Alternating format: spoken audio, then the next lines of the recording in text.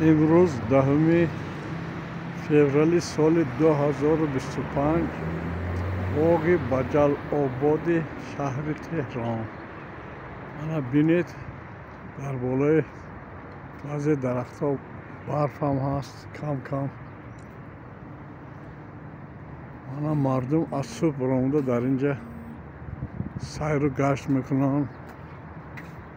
بیگاهی بسیار بچه ها اینجا آمده من جای بازی بچه ها بازی میکنن.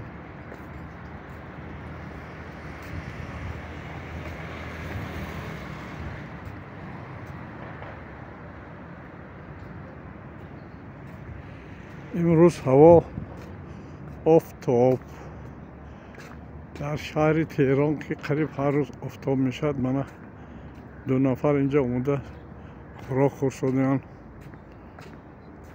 شارتر دوستانشو میبینن در باغ‌ها شده خوراک میخورن بازی میکنن. من این جای بازی بچه ها.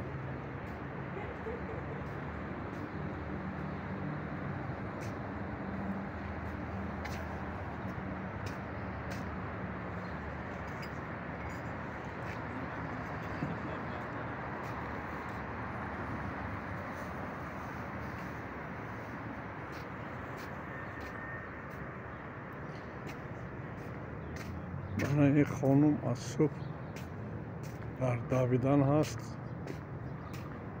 فکرم 80 ساله هست، چون که برای سالم بودن حرکت کردن در کار.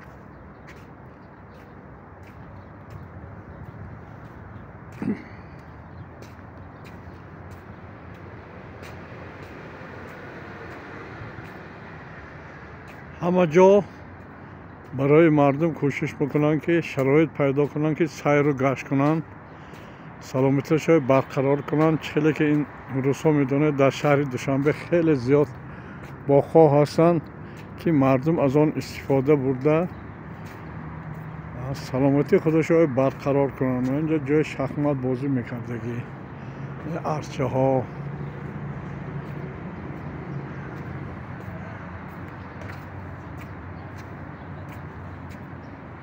برای ورزش کردن اسباب‌های موندگی همیشه.